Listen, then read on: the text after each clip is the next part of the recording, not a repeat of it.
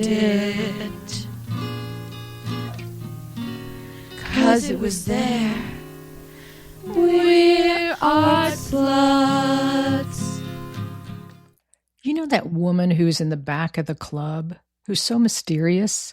What is her story? That's where I started with my guest today, the enigmatic musician, professor of social and political philosophy, behind the scene mover and shaker in Atlanta, Al-Yasha Ilhaam Williams. So, when I do these type of things, the first thing I do is I kind of do a Google search and kind of dig in, and you are so enigmatic. No, I'm serious. I was like, okay, there's her professor picture. And then, all of do you consider yourself kind of a behind the scenes person in a way, or? Very much so. Very much so. In part because I think the main thing I want to do is organize and help people reach their potential. And I don't want to take credit for any of that. So, but I've definitely been a part of a lot of really cool stuff. I just don't put a lot of it out there. Yeah. So I'm kind of going to jump in because one time we were seeing a show at iDrum and you and I started having a conversation, and I think it was called like the Magnolia House or something. Tell me about that, because I didn't get to hear the story and it sounds like a good time period.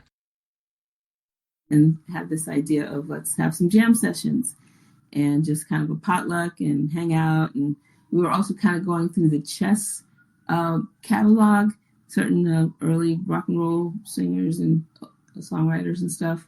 And we did that for a year and a half, just having people over every Monday. I think we picked Mondays because most people didn't have gigs on Mondays. Right. And I was just like everybody who felt like it came through. And we got even some people who had never been musicians before started in their first jam session. And Jaime and Kenito and I have continued to play music together. Just have a really great connection. So, but what happened was this other club started around the corner called 992, yes. Gallery 992. Gallery 992. And they had a jam session on Sunday, and everybody was all hung over on Monday, so they're not coming over. Yeah.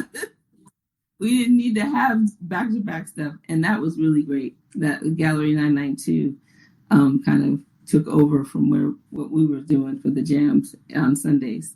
And that was just amazing. I regret that I missed out on that time period. So I have to rely on everybody's stories. But, having met the people involved, Kebby and you guys and everything, I'm just so grateful to be a part of that community. It's like, it feels like home. It feels like when I was in my 20s, that same kind of vibe.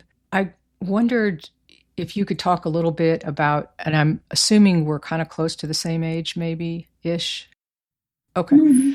50. Oh, you're young. But I was really curious about, I've been studying it up on the kind of the Black punk rock movement. You got Bad Brains out of DC, you've got Pure Hell out of New York, and then Death out of Detroit. And I wondered, was there some bands that were kind of part of that movement that were not known about or that never really got covered?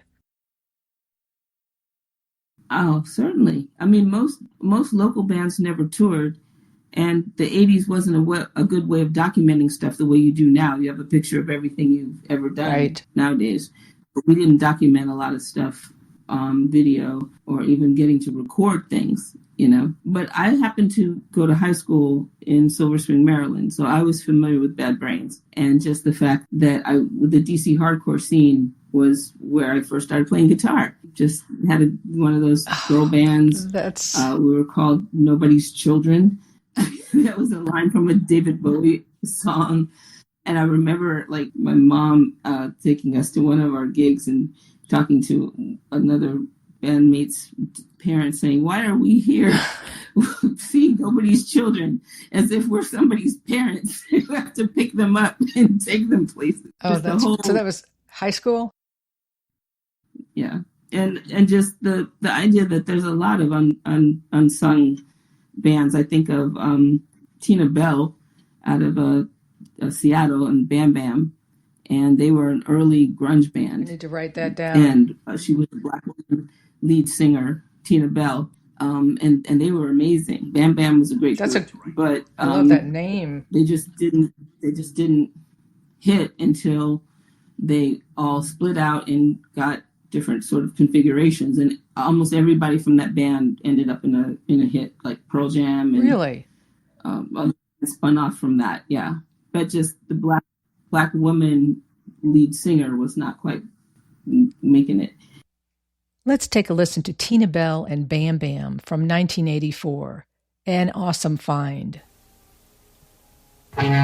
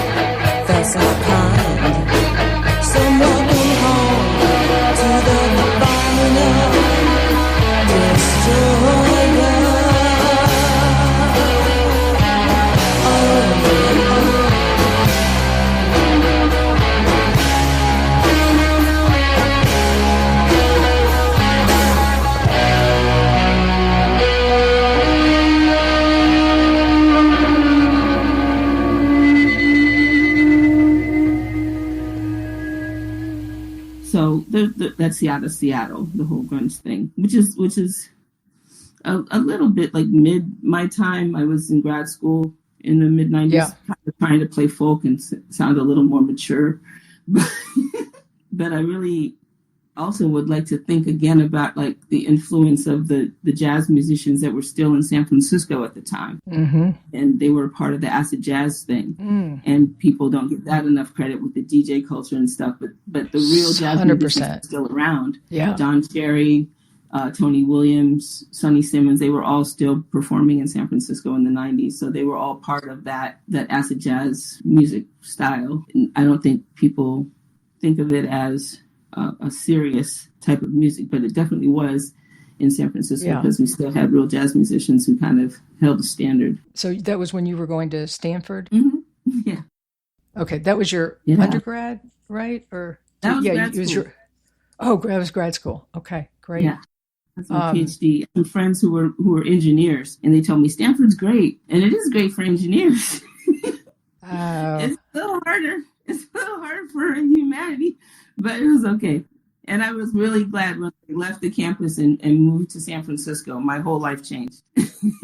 Oh, that's great. Now that was in like mid 90s? Yeah. Tell me, I want to know. I love San Francisco. It was actually still affordable, and I didn't realize, how much it would change from the .com culture. But everybody was trying to get in on that, What kind of startup are you going to do? What's your video game? What's your whatever game, Right. And I was a friend of an undergrad who graduated the year I started, named Omar Wasso, who started. His dad was a professor in philosophy there. I took a logic class with his dad, and he started BlackPlanet.com, which was the first thing that started to get Black people on the internet.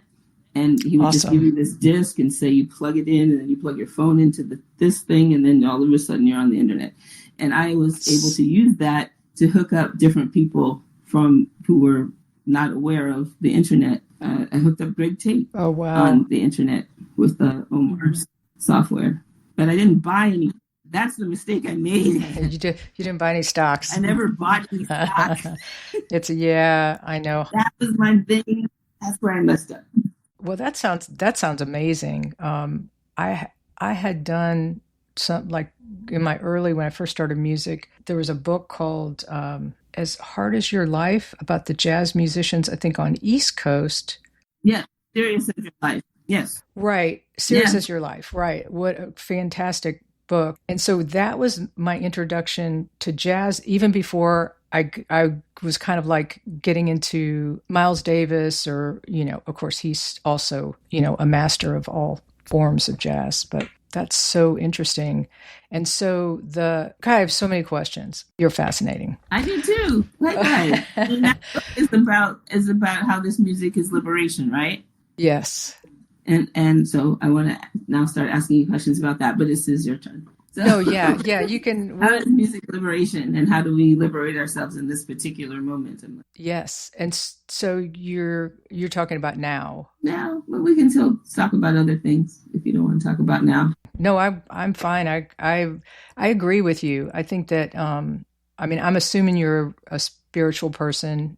I just get that vibe, and philosophy, religious studies, that apex. But yeah, I truly feel that there's energy that comes out when people play that helps. Every woman I know remembers the pain of watching Christine Blasey Ford bravely testify to her rapist and the future Supreme Court Judge Brett Kavanaugh, and then see him nominated anyway. Take a listen to Yasha's performance from 2018 at Magic Lantern.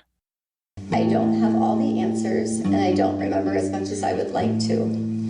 But the details about that night that bring me here today are the ones I will never forget. They have been seared into my memory and have haunted me episodically as an adult. When I got to the small gathering, people were drinking beer in a small living room, family room type area on the first floor of the house. I drank one beer. Brett and Mark were visibly drunk. Early in the evening, I went up a very narrow set of stairs leading from the living room to a second floor to use the restroom. When I got to to the top of the stairs, I was pushed from behind into a bedroom across from the bathroom. I couldn't see who pushed me. Brett and Mark came into the bedroom and locked the door behind them. There was music playing in the bedroom. It was turned up louder by either Brett or Mark once we were in the room. I was pushed onto the bed, and Brett got on top of me. He began running his hands over my body and grinding into me. I yelled, hoping that someone downstairs might hear me, and I tried to get away from him, but his weight was heavy. Brett groped me and tried to take off my clothes. He had a hard time because he was very inebriated, and because I was wearing a one-piece bathing suit underneath my clothing. I believed he was going to rape me. I tried to yell for help. When I did, Brett put his hand over my mouth to stop me from yelling. This is what terrified me the most and has had the most lasting impact on my life. It was hard for me to breathe, and I thought that Brett was accidentally going to kill me. Both Brett and Mark were drunkenly laughing during the attack. They seemed to be having a very good time. Mark seemed ambivalent, at times urging Brett on, and at times telling him to stop. A couple of times I made eye contact with Mark and thought he might try to help me, but he did not. During this assault, Mark came over and jumped on the bed twice while Brett was on top of me. And the last time that he did this, we toppled over and Brett was no longer on top of me. I was able to get up and run out of the room. Directly across from the bedroom was a small bathroom. I ran inside the bathroom and locked the door. I waited until I heard Brett and Mark leave the bedroom, laughing, and loudly walk down the narrow stairway, pinballing off the walls on the way down.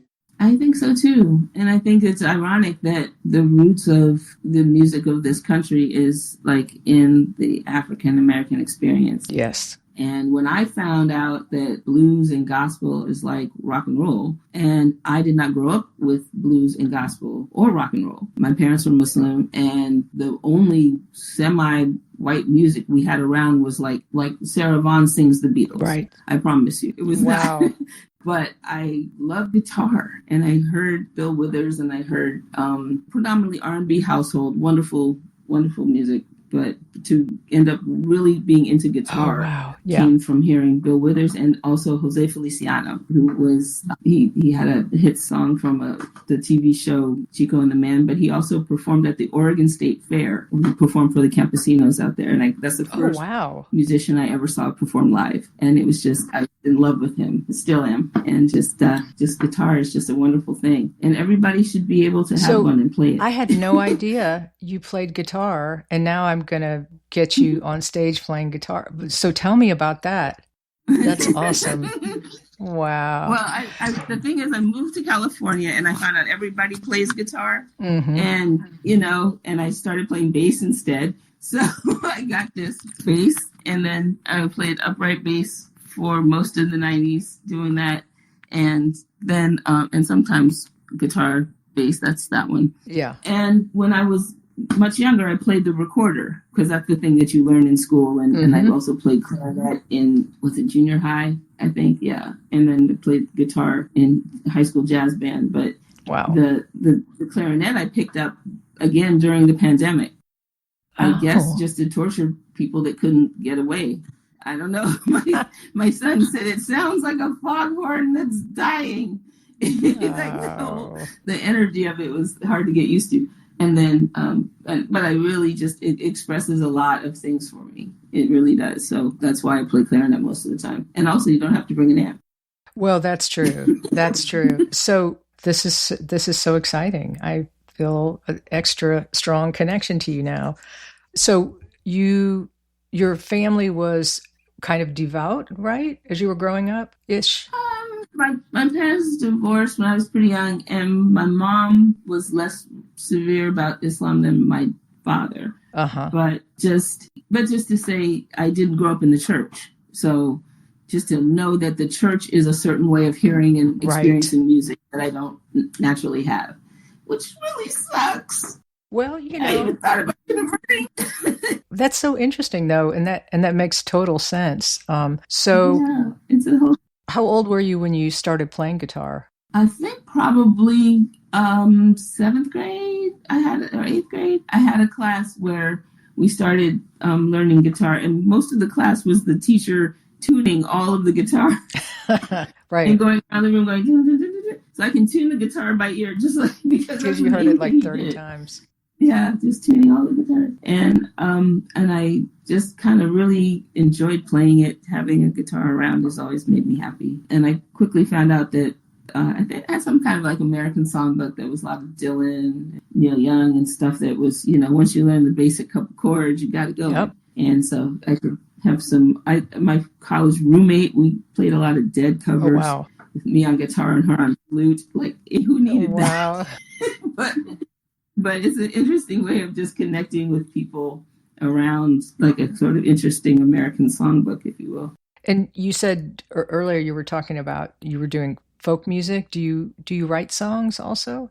I do. And I like to write poetry and see if it turns into songs, or make other people's poetry into songs, whether they like it or not.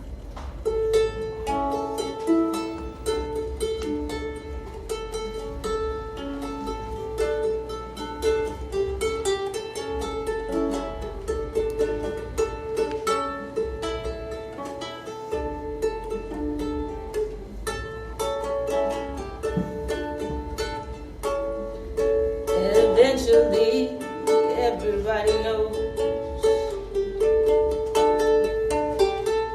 We act like we don't, to keep other people guessing. But eventually, everybody knows. Doesn't really matter where you started or where you end up. Doesn't really matter how many people agree with you. Doesn't really matter whether you have a brand new clothes, but you have to be yourself. Everybody knows.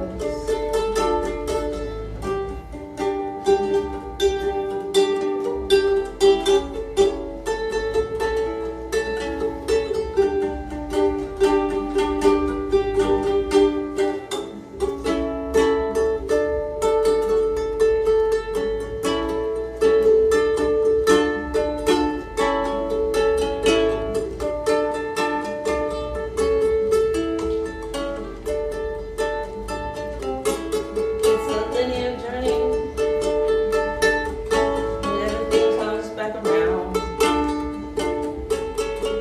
Everything that goes up seems to always come down.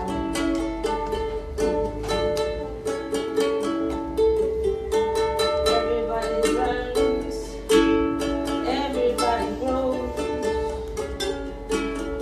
everybody pretends.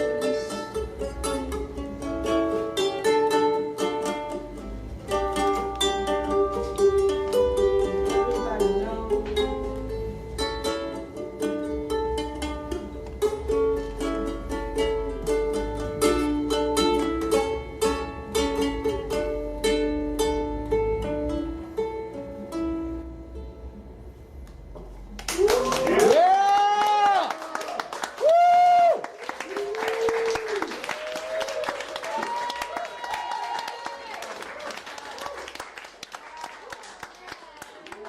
That was a vocal and ukulele performance by Al-Yasha at No Tomorrow in 2022.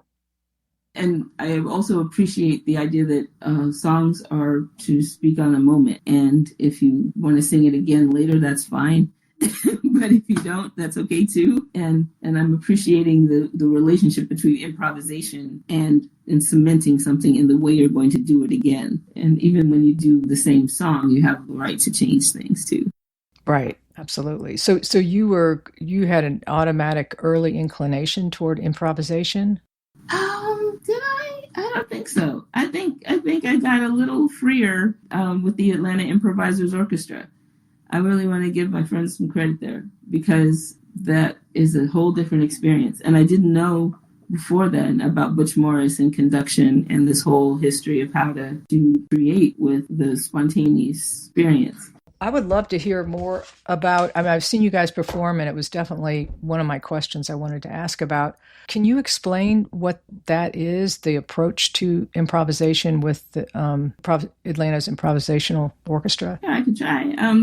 Lawrence Butch Morris was a cornetist and a serious jazz, mostly free jazz musician, but he created this vocabulary for improvisation that was for jazz and classical musicians, for them to not use sheet music, and also not argue with each other, and just kind of have an understanding about just some variations in pitch and density and tone. And he just kind of created this way of signaling, which he called conduction, that improvisers could use to spontaneously create compositions with a sort of symphonic sort of air. And it's just been, he kind of patented it in a way, or trademarked it in a way. But I know that it's used by the London Improvisers, and it's used by bands like Burnt Sugar in New York. There's a guy who came here, I think he came from London initially, but it was Israeli, Ophir, Ophir?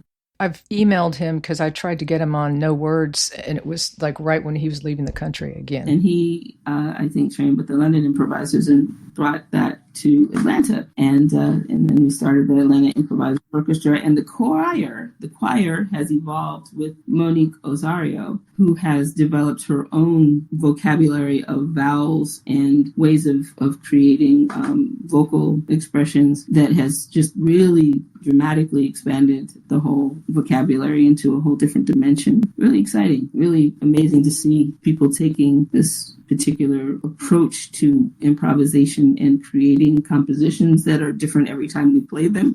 Right. And we're developing a repertoire of improvisational music. It's wonderful. It's amazing. To me, when I hear you guys, it is conceptual, but it's kind of like modern art to me, where it's like it's communicating a feeling, but it also has its own structure in a weird way, like because you use a conductor, right? Yes. Yeah, there's a conductor, and each person who wants to conduct, anybody who wants to conduct can. And you don't have to necessarily have a conduction in mind, but sometimes people do. Sometimes people say, I want this to sound like traffic, or I want it to sound like knives going through water or something like, they come up with things like that. Wow. I love that. Or you bring a picture. This is what I want us to sound like. I've been doing that more, the graphic score. That's developing a bit more in our group. And I've actually developed a few of those myself. I have one that's a kind of a path through life. How did you feel the first time you felt like you were in love, or this, like how your first child, or certain things that happen in life, like what music or what experience you had. And then it's like a kind of a way of having everybody who wants to participate in it as a composition playing whatever they're feeling at that particular juncture in life. Everybody, the Atlanta Improvisors Orchestra.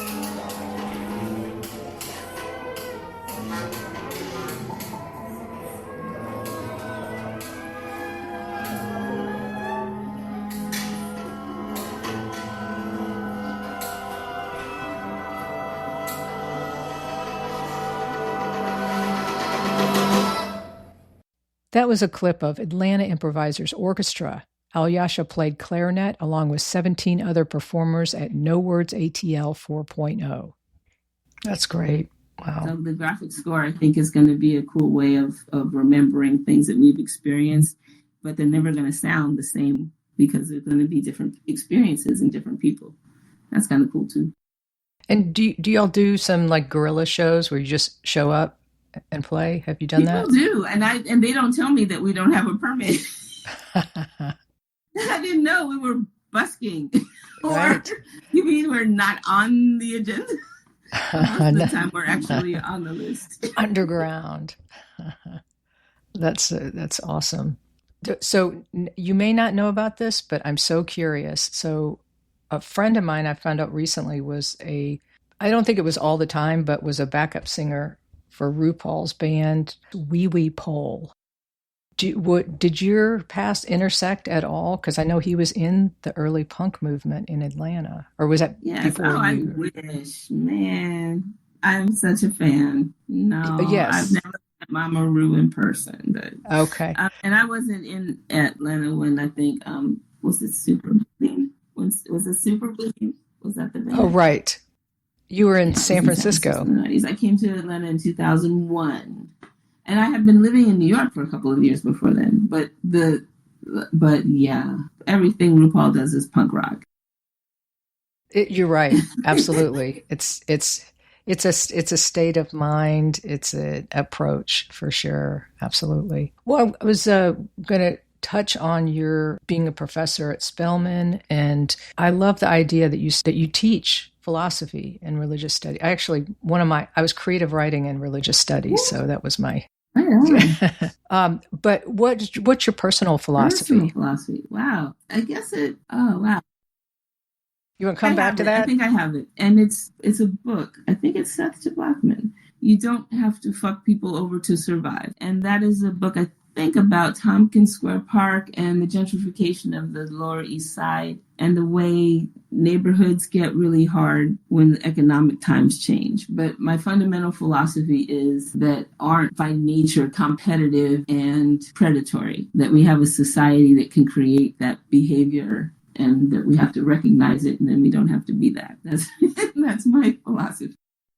Yeah. No, that's great. It's very optimistic, and I agree with you. I think so because I think that I have heard. I couldn't tell you from who, but I've heard people say before that some people are just bad people, and I don't necessarily believe that. But not most people.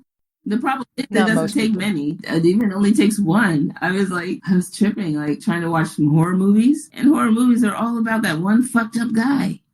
Who ruins your summer camp or your little neighborhood in Milwaukee. It's like, right. Whoa. It's the problem. And then your life has changed forever. People that kind of are starting to feel like I want to be that guy, who gets to feel like I can act with impunity. And why do you want to be that guy? What do you really get out of that? And I think we have to start. It's a hard political time because you really do have to be responsible for yourself. And yet there's masses of people that also need education and they need understanding and they need healthcare, to the point that the president can troll them about pretend healthcare. That medbed thing. Right. I mean, that's about people not getting the healthcare that they actually need and having fantasies that relate to chronic pain and that can drive you into some right-wing stuff, some real angry stuff. Somebody's got to be responsible type stuff that's not real. But I am optimistic nonetheless. Do you feel like you're a good judge of character? In other words, if you meet somebody, do you feel like you can get a sense if they're somebody who's kind-hearted? And at the same time, I realize that sometimes people can overstate what their capacities are. And I have to also be smart in picking the people that I can actually expect to be able to do what they think they can do. So we have these things coming up like Music in the Park. And I have to ask for volunteers and we need people to also do, run stages and stuff like that. And there's folks, that have good intentions, but I need to know you can be there and make it happen. Those are the kind of things that I feel like I'm pretty good at discerning those things. And I know that sometimes it seems like I can be over trusting too. But most of the time that works out. Yeah, right. I mean, you've got to go. I think especially when you get to a certain age, you've got to figure that your experience is informing your relationships and your ideas about society and problems and obstacles that you encounter, How long have you been teaching at Spellman? Have you been there pretty much your whole career? My whole career. This is my first real grown-up job. Since 2001. And that's what brought you to Atlanta. Yeah. Yeah, that's great. How did you meet Doc or James or we Baron? were in a rap band together. Great. Yeah, oh, good. Red Maiden is a rapper from Ohio, and she had a band, and the drummer was this guy, Buzzy Jackson, who was also Maynard Jackson III, son of the mayor. And he was a very unassuming dude, considering. I remember asking him if he was from Atlanta. And he said, yeah, I'm from Atlanta. After much digital digging, I was able to unearth Red Maiden. Let's take a listen. It's hard to resist the temptations of your past, but nothing is too hard. Yeah. My mama told me once was time to stop over, girl. She said the saddest thing of all is if I never get hurt. And it's up to me, so do not look to be considered. Plus my duty in this lifetime is to give them my word. I can smoke, dope, drink, treat, or lay down and die. And give my last bit of hope to a terrible guy. Or give my best to a child who is without his own. Or be a thought to remember for someone left alone. Pick or choose at any cost because the angels await. Don't worry about tomorrow, only live and create. Stop throwing away your pearls to the swine in the face. And start now instead of later when your time is too late. Don't wait, when your time is now. And do it till you figure it out. With no fear and no reason to ever have doubt. And listen to your spirit when you don't know how. Don't wait, when your time is now. And do it till you figure it out. With no fear, no reason to ever have doubt. And listen to your spirit when you don't know how. So back to the lesson and back to confessing it. Back to reflecting about how I was directing my attention on stressing about my past, reinventing my craft. To release to the mass for the haters and the crabs who learn to tell they own you, but nice cause they love to. Just because I finally found a way through the life of misery and surface from the dead sea and escape from the city of Sodom. Anger, more freedom, no chain on my ankle to drag me back. To be spiritually attacked on my soul because my goal is to live life, to live love. Get back to get in front of my old self because I'm dying to rise above. And care about your brother and care about your sister and care about the struggle and sing to be free and care about your lady and care about your baby and care about living and sing it to be and care about your mama and care about your daddy and care about your homie and say love and me that you care about your day and you care about your mom and you care about yourself and sing it with me. Don't wait, when your time is now and do it till you figure it out. With no fear and no reason to ever have doubt. And listen to your spirit when you don't know how. This is my last chance to say anything to anyone. I'd use love's words to say how it's said and how it's done. And I would say it to those who have lost more than some, and those who've only been left with misfortune. See, the benevolence of Nia is infusing Hathor, fostering unconditional love for you and others. So begin to resonate with the essence of the blue, and feel the oppositions of your life leave you. More problems, situations, struggles, and strained relationships can be transformed when you integrate love and find teachings of the lotus of the true law to tell. Cause it's the only form of truth to get us out of this. When you care about your brother, you care about your sister, if you care about the struggle, sing to be free. If you care about your baby, if you care about your mom, if you care about yourself, then sing it with me. Don't wait, when your time is now. And do it till you figure it out. With no fear and no reason to ever have doubt. And listen to your spirit when you don't know how. Don't wait, when when your time is now. And do it till you figure it out. With no fear, no reason to ever have doubt. And listen to your spirit when you don't know how. Don't wait when your time is now. And do it till you figure it out. With no fear and no reason to ever have doubt. And listen to your spirit when you don't know how. Don't wait when your time is now. And do it till you figure it out. With no fear, no reason to ever have doubt. And listen to your spirit when you don't know how. That's But great. he's a drummer, and he's kind of like wants to be jazz, but is really a metal drummer, and he just goes there. And it was really fun rap band, and we did some recordings. We played Juneteenth and Malcolm X Festival, all this stuff. That's great. But then she got married and, squared up and stopped doing rap. I'm happy for her. Red Maiden, who is now Stephanie and Elijah Jones of the suburb. But they're very wonderful. That's great. Did your first girl band, did you guys perform, or was it just We did kind a of? couple shows. Yeah, we did. We played at our high school, and they had these things they called coffee houses where local bands would play. And we had a lot of local bands in my high school. We had so many bands. We had punk bands. We had jazz bands. We had jam bands. We had go-go bands. You know about go-go? Yeah, I do. Yeah, we had a go-go band. Yeah. DC. Yeah, and so there was a DC go-go band called Rare Essence. And we had a tribute band at my high school. And the high school was called Blair, and the band was called Blair Essence. Let's take a listen to one of Yasha's early influences, go-go music, and the band that inspired her, Rare Essence.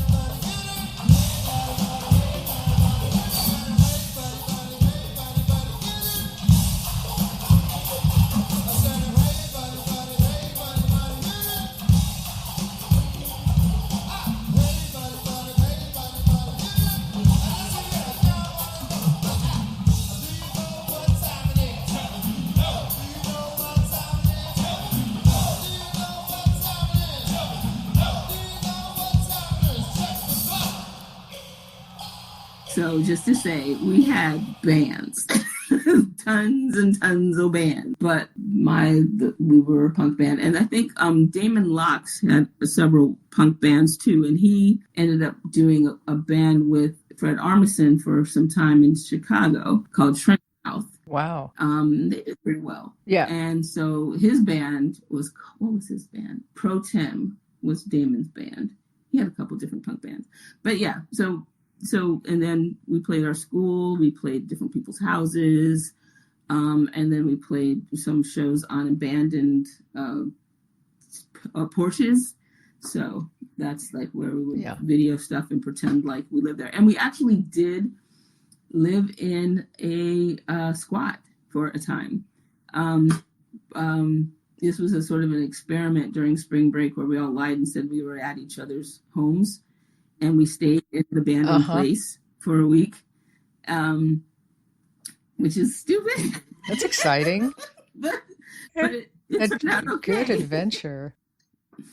Yeah. Wow.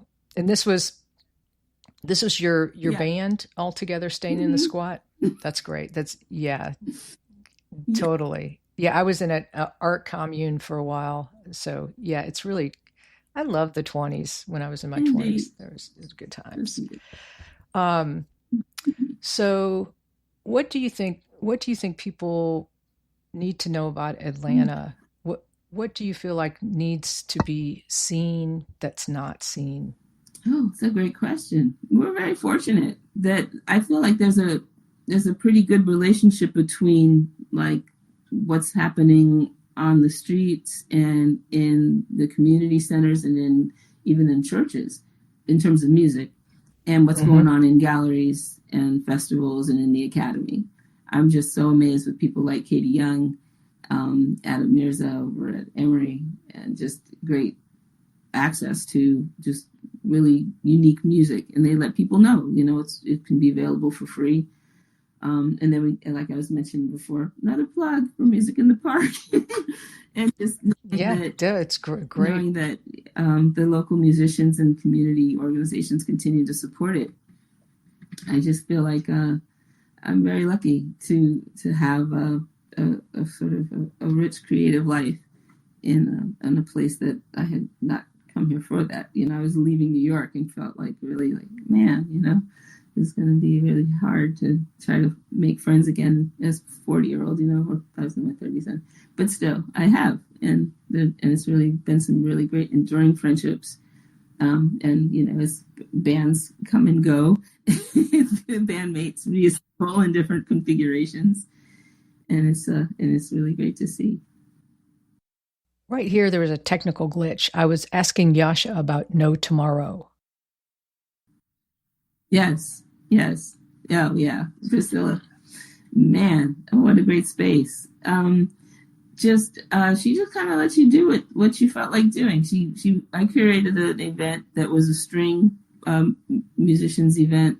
I think Majid played oud and mandolin. My friend Real performed on berimbau. It's just like I had like 5 or 6 musicians who were string instrumentalists that did a showcase, and she was just like, sure, whatever idea you had. And it's a really great space. And think AIO had a residency there for a while. Majid did some performances there. Man, but you always have that feeling, when you're in between what's here and what's next. That when is the steamroller of gentrification going to smash you? And it's like, oh, that's just such a weird feeling. I've often felt like I'm kind of a gentrification plague. Any neighborhood I move to will become unaffordable. Oh, and so you have the real estate instinct. I don't know. I lived in, I've done it to San Francisco. I did it to Bed-Stuy. I'm doing it to Atlanta. Wow. But but Priscilla's amazing. And she just was a great, she's just a great creator. And it was really a wonderful place. And I think like right now with Cafe 992 closing, I feel like there are going to be more places opening up to, experimental music and improvisational music. I really feel like super famous people are doing instrumental music now, right? Andre 3000. That is a thing. It's a thing. It's a thing. Yeah, it's exciting.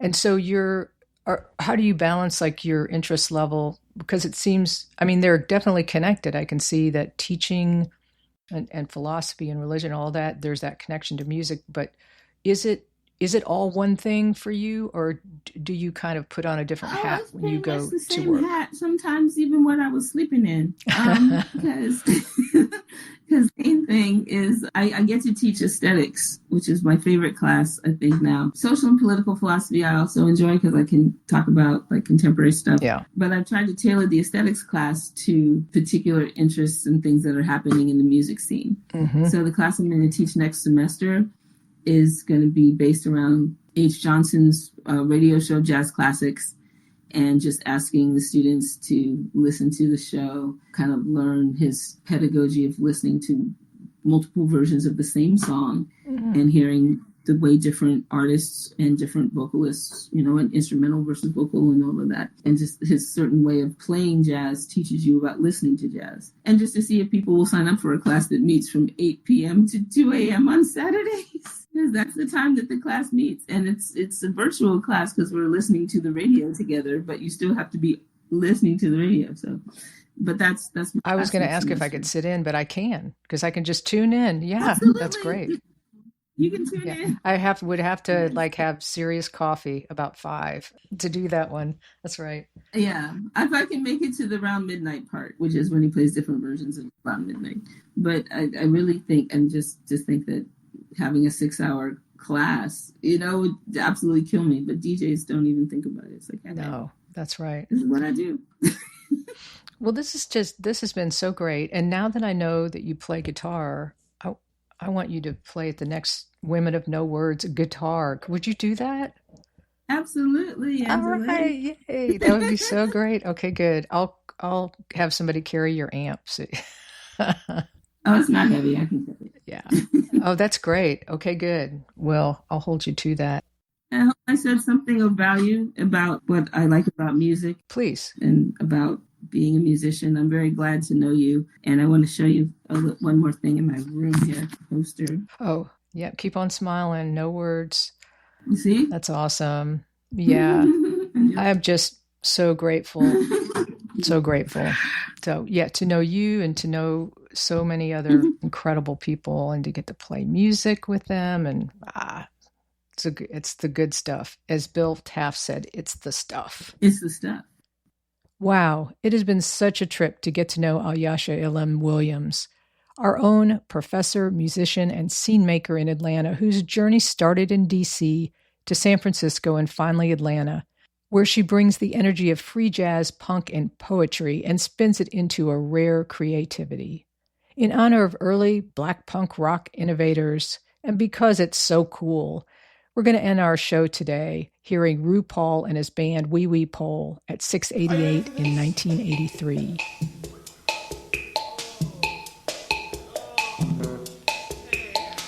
Hey little mama, I see you standing over there. I want to dance. I want to dance.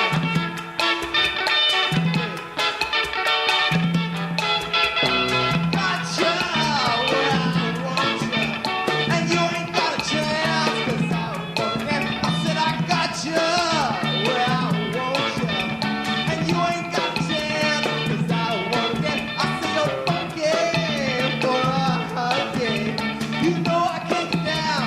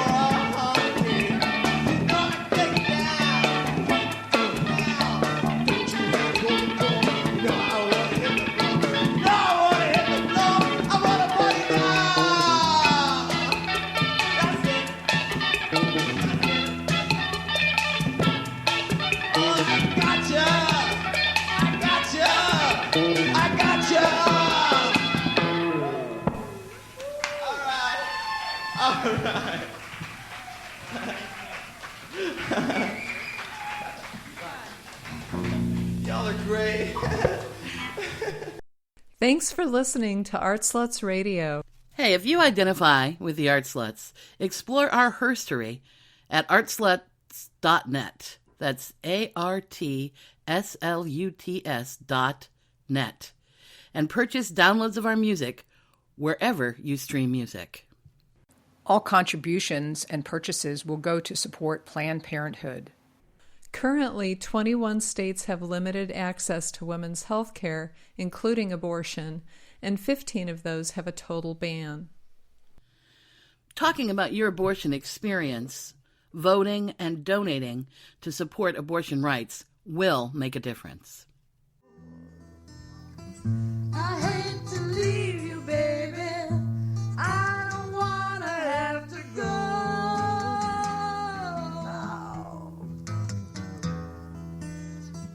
It's just my music, baby.